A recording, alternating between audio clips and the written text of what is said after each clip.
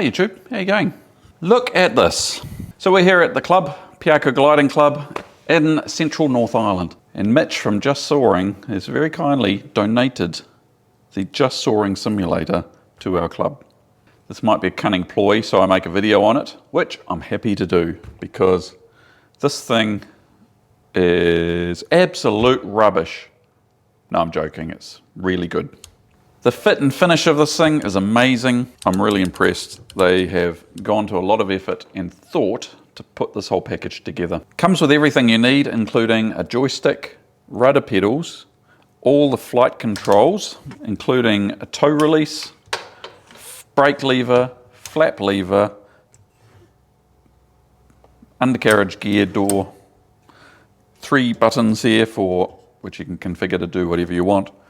And the joystick has got buttons on it to adjust the trim and also look around if you don't have a headset to look around. It's even got a cup holder, that's handy, and a handy little shelf here which you can use to put the mouse on if you want to do some mousing here.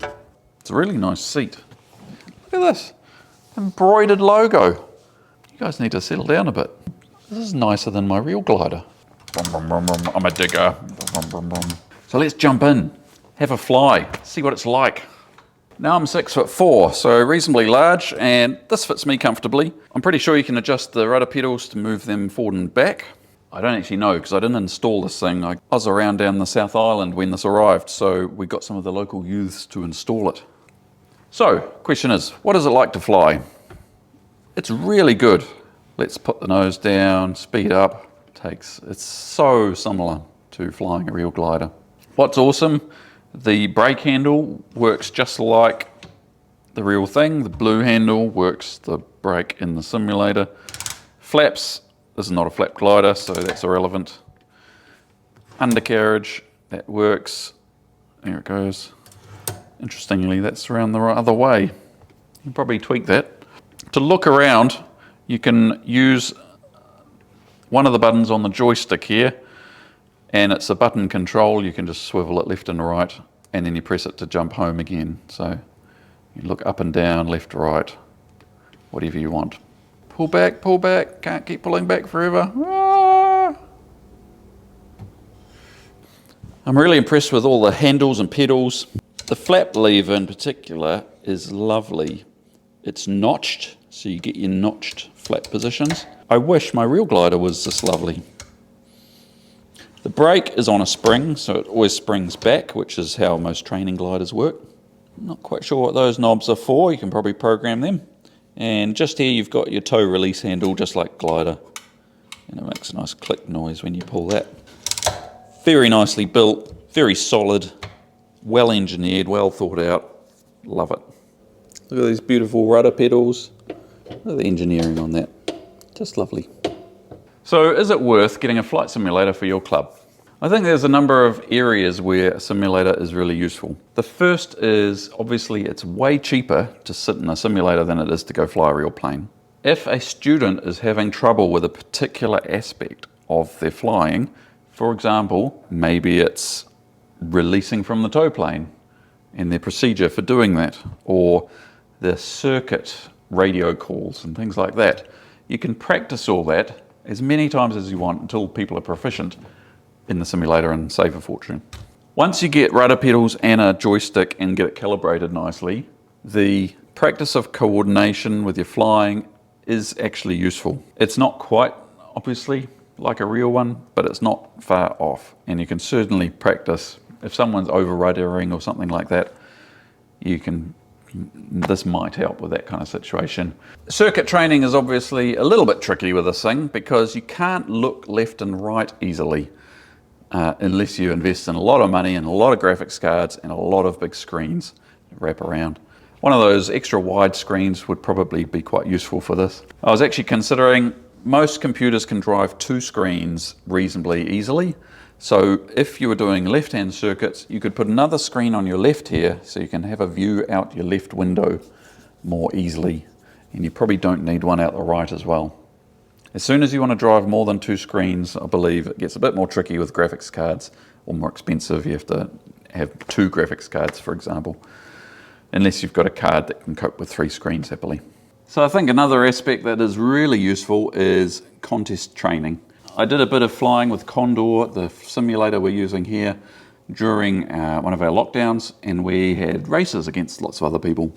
I have to say the tactics, the race mechanics, the practicing of energy management at the start line were all really useful, and you could definitely practice and improve your contest flying by practicing in the simulator and doing some racing. It even gives you a little PDA with a task on it, so you can, but you can connect your phone with Bluetooth or with a USB cable. You can actually run XeSaw on your device and actually have it mounted next to you and practice using your flight computer during the contest as well. It's often a problem with Audis and PDAs and phones and things. You don't get realistic data on them till you're flying, but when you're flying, that's not really where you should be learning to use them. So you're better off pulling it out, using your phone while you can with the simulator, and you can actually test it out, play with your settings, all the rest of it. Very handy. So I guess another useful aspect of a simulator is to practice things you don't have in real life. For example, if you don't have a glider, two-seat glider with flaps, you could train someone to use flaps and practice using them in the simulator. Thermal entry is another thing you could practice. Another instance is you could practice doing some cloud flying. If you load on Microsoft Flight Simulator, that has super realistic weather in your local environment. You could practice, say, flying on the ridge, make it cloudy and hazy and horrible, and show people what it actually looks like to be in that environment at your site.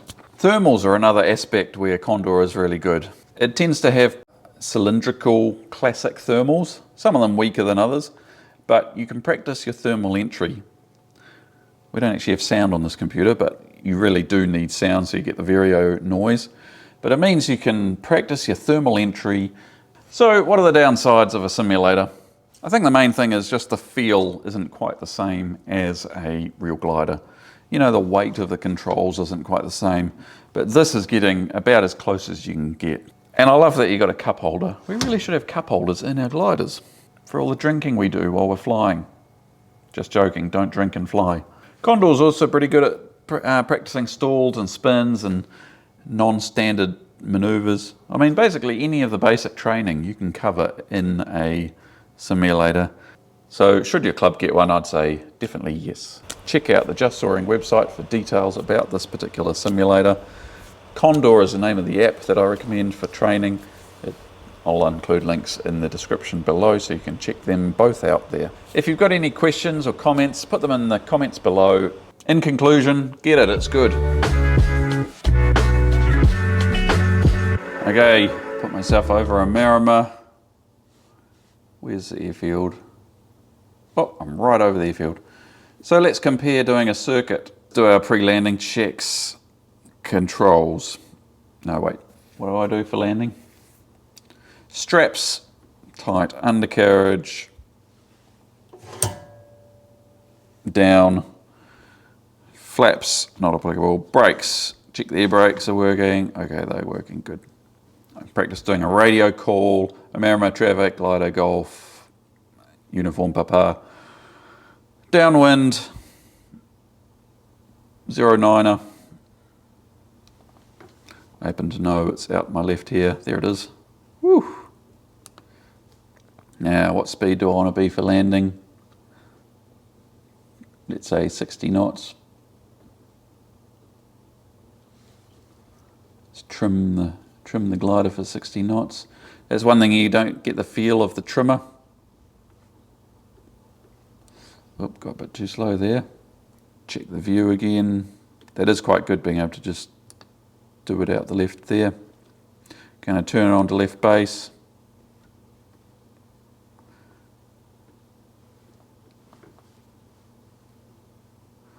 Oh, I overturned there. It's a runway out to our left. No air brakes needed yet. How's the angle looking to the aiming point? Pretty good. Oh, don't let the speed wash off. Okay, that's looking a bit high. Okay, let's start a turn. I think we're very high actually.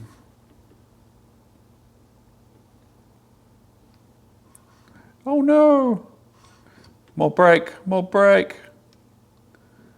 Okay, let's try side slipping it in as well.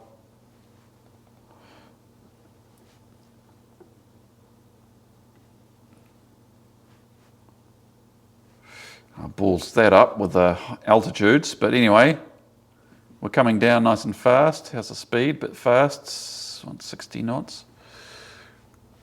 Oh no!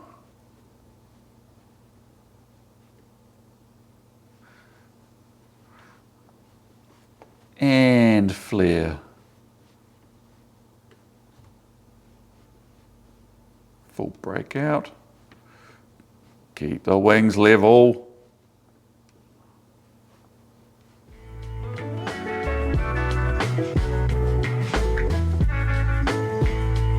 Very good. Comment below if you've got any questions. We'll get Mitch from Just Soaring to answer them, and I'll do my best as well. All right, thanks again, and we'll catch you next time.